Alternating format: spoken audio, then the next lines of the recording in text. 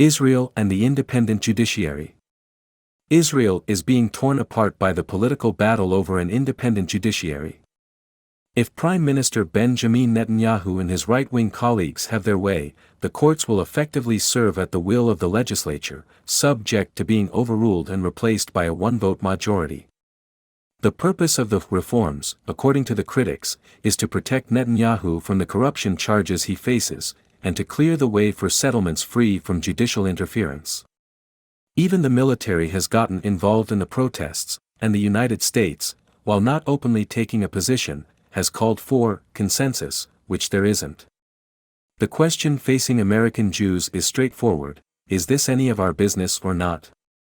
For decades, we have argued that Israel's internal politics are for Israelis to decide, that it is not our place, as strongly as we sometimes may feel, to second-guess the internal politics of another country, no matter how closely we feel attached to that country. Do we ask Israelis their opinion of whether our Supreme Court should be expanded by adding more justices, or whether the Senate should be able to filibuster judicial nominees? We do not. Is this the same? It isn't. The so-called reform that Netanyahu is pushing goes directly to Israel's values as a democracy. It is those values that we as Americans share with Israel, that are the common ground that is the basis of our close alliance. It is those values that make it our business. Supporting democracy around the world is very much our business. Those of us who are old enough to remember the Holocaust don't take for granted Israel's special place in the world. A new generation is not so sure. They do not see Israel as the special place that we do. They do not see support for Israel as the special commitment that we have. Netanyahu is playing with fire, and taking for granted that the world will allow him to do so because of the special place that Israel has occupied. It won't do. There is a reason that prominent American Jews are concerned. There is a reason for the op-eds from prominent leaders like former New York City Mayor Michael Bloomberg. There is a reason that some 90 House Democrats have sent a letter to President Joe Biden urging him to use all diplomatic tools available to prevent Israel's current government from further damaging the nation's democratic institutions.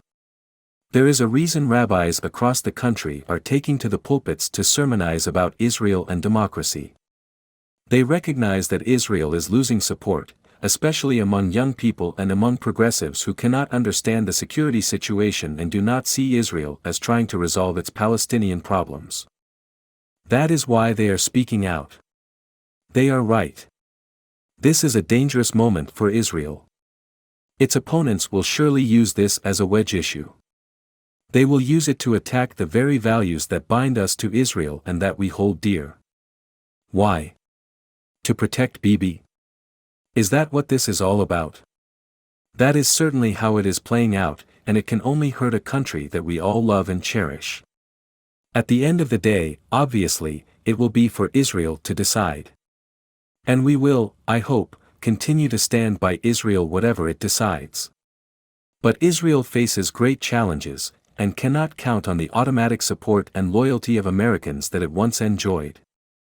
For it to turn its back on its own values, and on the voices of concern it is hearing from its friends in the American Jewish community, would be a very troubling and dangerous mistake.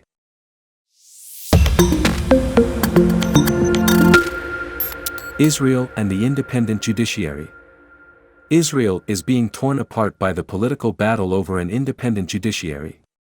If Prime Minister Benjamin Netanyahu and his right-wing colleagues have their way, the courts will effectively serve at the will of the legislature, subject to being overruled and replaced by a one-vote majority.